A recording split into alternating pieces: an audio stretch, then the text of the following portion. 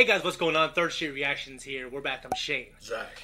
We're back with the Clone Wars. We're watching in chronological order. This is Season 4, Episode 8. Zach, last time we were introduced to Umbrara.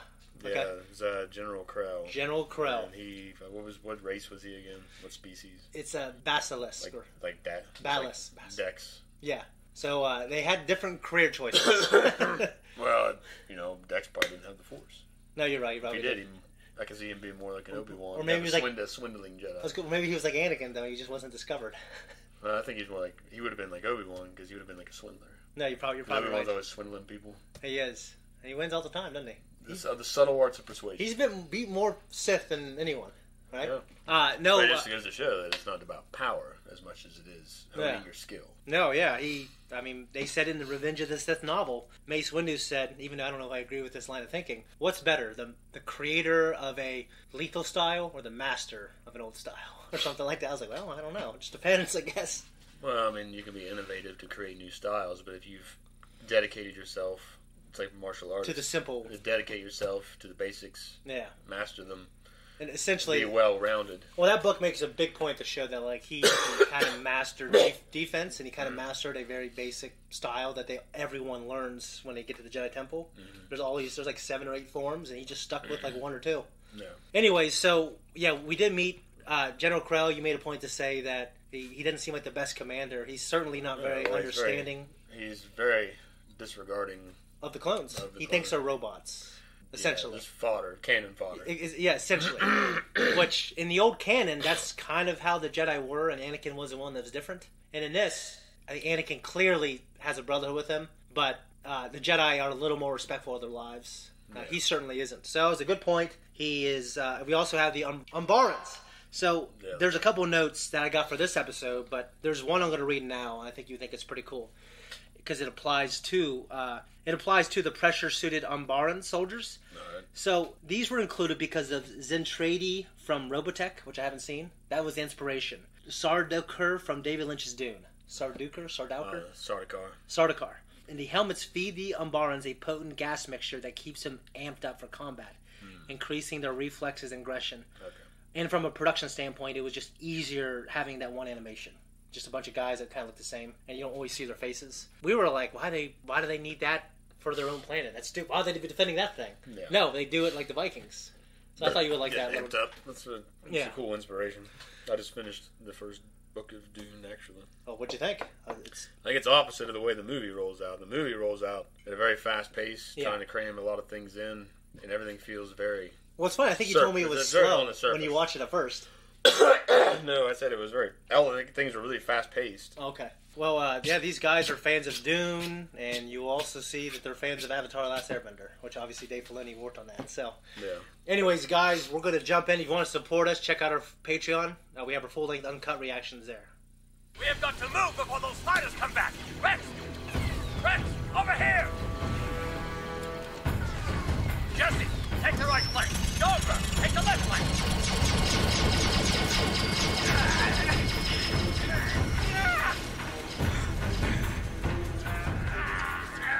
You're gonna be okay, buddy. This will ease the pain.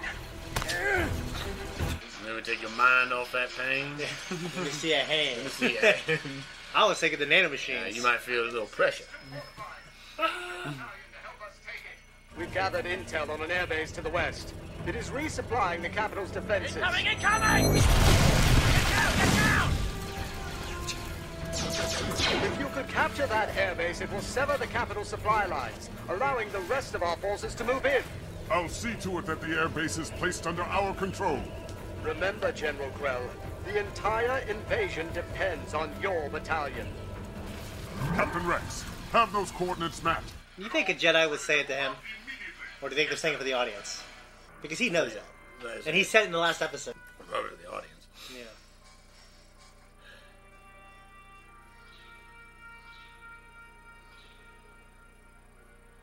Who the hell want to live here? I mean, I guess if your people just crash there. We'll advance along the central gorge and engage their forces in a full forward assault. The gorge is narrow, sir. We'll only be able to move our platoons in single squads. Perhaps a closer recon will tell us if there's a more secure route. Obi-Wan and the other battalions are holding off the enemy right now, while they wait for us to take out this base. We don't have time to look for a more secure route. Yes, sir. Casualties are going to be high. Is Krell trying to get us killed? You know, I wasn't sure that Krell was crazy before, but now I'm positive. They have weapons we've never seen before. A few of General Skywalker's plans seemed reckless too, but they worked. Yeah, but General Skywalker is usually leading his men up in the front, not bringing up the rear like General Krell. A full forward assault would leave us too exposed. So the show now addresses how Anakin is different. We lost a lot of men last time. Krell may do things differently, but he is effective in getting them done. He's a recognized war hero. He may have had some victories, but have you seen his casualty numbers? We're soldiers. We have a duty to follow orders, and if we must, lay down our lives for victory. You believe that? Or is that what you were engineered to think? I honor my code. That's what I believe. Everybody stay alert. Fingers on This the is kind trigger. of a new song, too. A new score, I should say. That looks spooked. What the?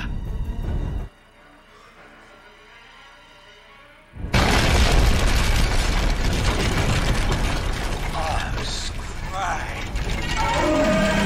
The fuck? It's like a Zelda boss. Just one of their things.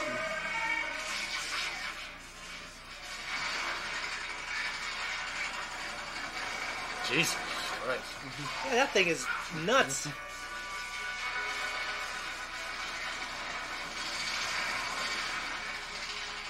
With the intensity. Yeah.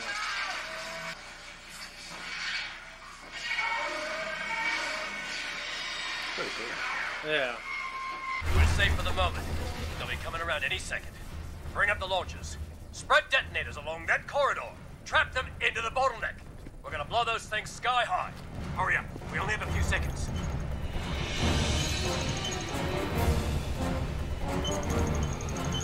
I think it is one of like the more unique alien feeling people.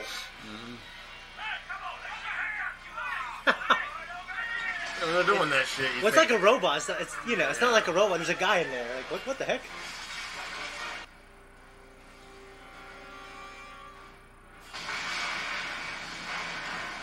Not out there risking his neck. He's not a heroic leader. He's a. Not just left in him either. We've got a problem.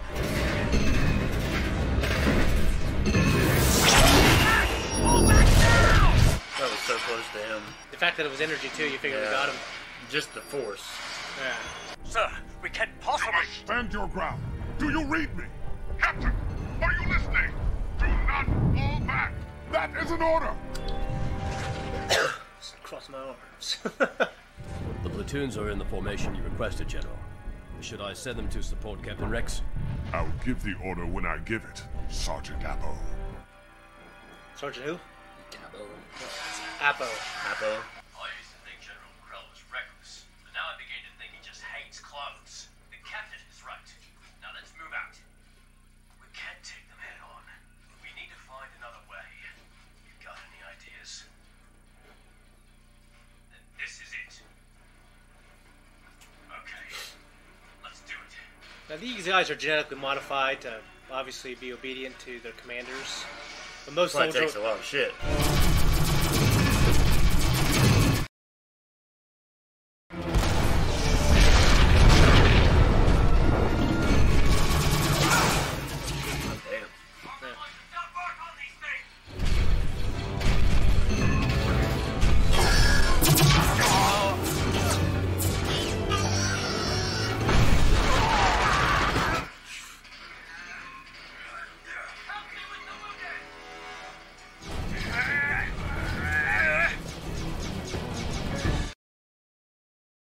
Forget it.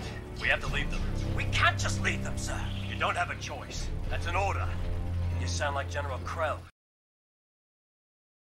Look, Kix. It's more important to save yourself right now. If we survive, you can patch up the wounded later. Remember what you were saying about finding another way to destroy those tanks.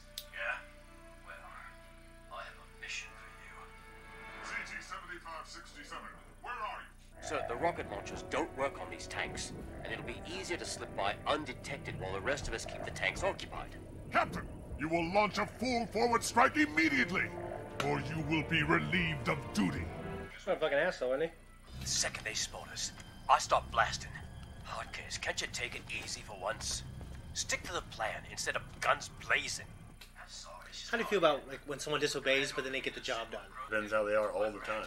I mean, if you know that you've pushed them to that point and they were still innovative, that's fine. But if they were always just being assholes and always just doing it their own way, then they need to go. How am I supposed to do this, exactly? Figure it out.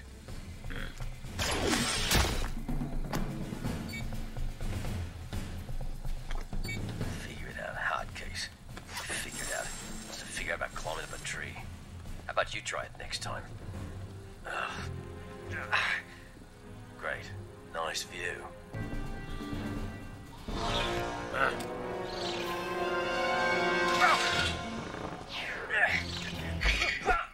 Need some fucking chainsaw blades on those guns. Yeah. That would be amazing. They need bayonets of some kind. I mean, that's probably the grapple.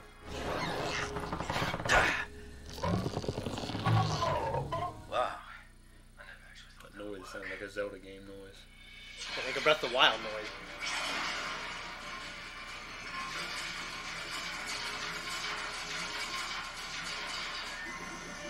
There's definitely a great intensity.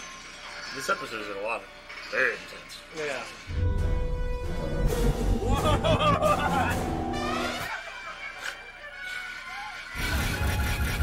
Glad these things are ray shielded.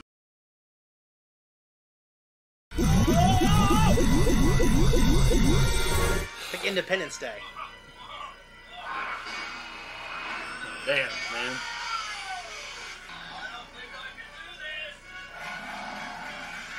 Since it all depends on you. I think vaporized. I had to look on his face when he did that.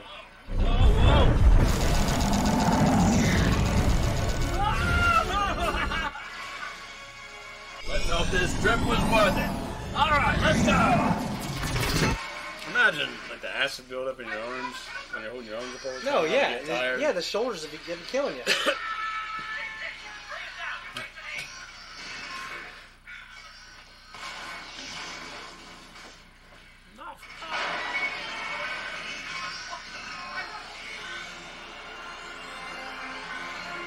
How would they know? Just looking at them. What the hell? They're not supposed to be out here. Oh. Take that!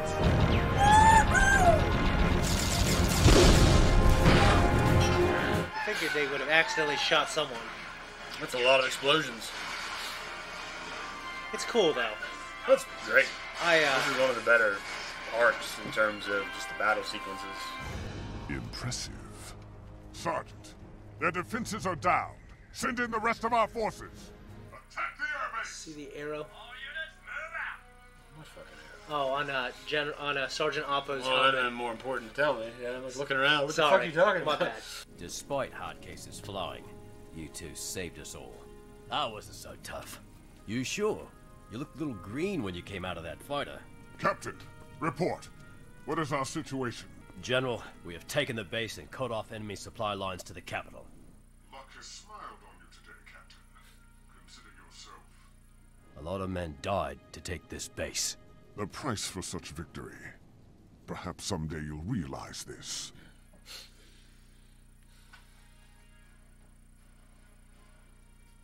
Dismissed. But the clones didn't need Order 66 to shoot his ass. Probably right. They probably didn't. They already killed him, and then Order 66 comes through. Alright, dude, what'd you think of that? I thought it was good. No. The arc was good.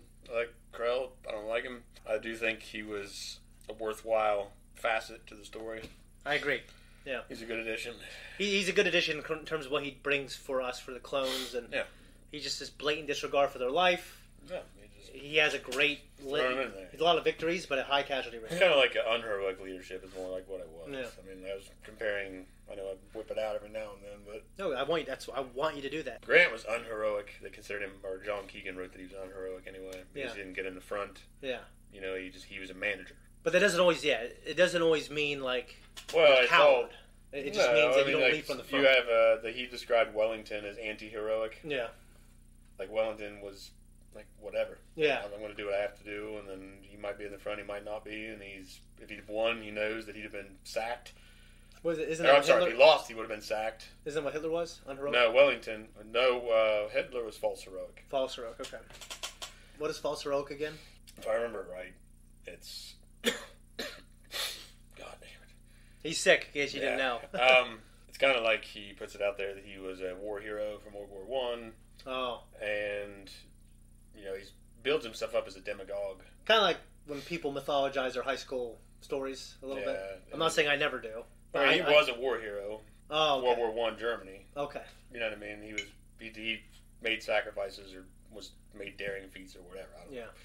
But the idea, though, is that he instigated his entire nation toward his goals that ended up getting countless lives lost. Okay. And destroying his economy and destroying, you know what I mean? Yeah. Okay. The heroic leadership was Alexander, and he's from a time when you had to get up there and lead, otherwise your men would despise you. Like you can constantly be up there proving yourself. At least in Western warfare. Eastern warfare wasn't like that. Like the leader of the Khan's armies, with the Mongols, he might be in the middle of the fucking horde. They don't put him all the way out in the front. Oh, okay.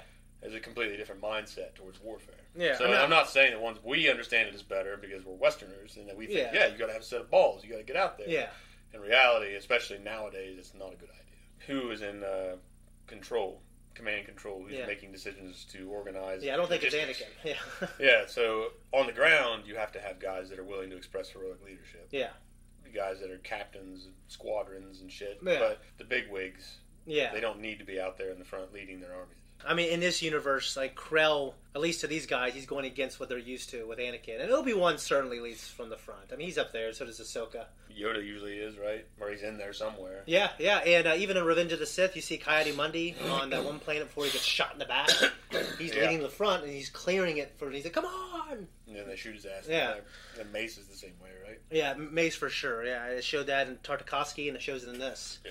A couple things from here. I already read the thing about the Umbarans. Like, essentially, they're like Vikings with their helmets. You watch the Northman. I need the sequence in there when the berserkers are getting ready for the battle is really cool. Well, I imagine the way that guy films, it's probably pretty cool. Well, the way his production values too, and the way the costumes and makeup looks on those guys when they're out there in the middle of the night or maybe pre-dawn. Yeah. When they're out there just getting fucking drugged up and high and mushrooms and carrying on, howling and running around this campfire like a bunch of fucking savages.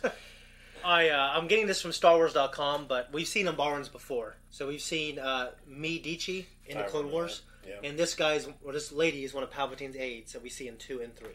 Okay. And I think we see. What's her name? And we see them in 4, 5. She's one of his closest advisors. Yes. Yeah, I can't remember her name though. Because they talk about it in Tarkin. Sly Moore. Yeah, they talk about it in Tarkin. Yeah. And a little bit in the one that's Catalyst. Catalyst. Yeah. It's right before Rogue One, and they talk about. I don't know if it might have just been Mos Amata. Okay. Like with Orson Krennic. Orson Krennic. Oh. They talked about him trying to get in good with those kind of people. Yeah. Well, in Andor, I think Mon Mothma, like they were going to have lunch or dinner. Her husband was going to host her and those other people that she hates. Yeah. At least politically. That's the one she didn't attend, right? Yeah, they're kind of political rivals. Towards the beginning of. Yeah, that's the one that we wanted to see. That awkward dinner and didn't show us. But okay. She said, "Don't do this again." Pong Krell was not the first Bessalus Jedi Master designed for the series. For the second season of Clone Wars, artwork exists by Killian Plunkett of Master Kill. Plunkill. Yeah. His name is Killian Plunkett, and it's Master Plunkill, but the character was not seen in the show.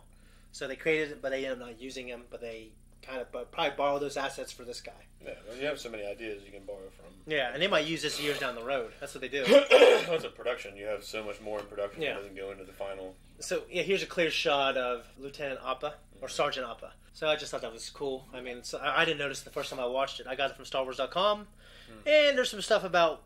There's actually, I guess, a pretty... a big rundown on how it works, but we don't need to go into that. No, I thought it was cool. We're in the middle of the arc, and I think you're pretty much hitting on the head. I think the way you feel and I feel is the way the clones feel. But I'll just say that Krell is no fool. So he's got a reason for doing what he's doing. So anyways, guys, if you want to support us, check out our Patreon. We're out of here. Thanks everyone for tuning in here. If you like what we do, like and subscribe. You're going to find us on Instagram. You're going to find us on Twitter. And there's a link tree with some other stuff. If you made it this far, you might as well invest that much more. You should. Yeah. Just go all the way. See.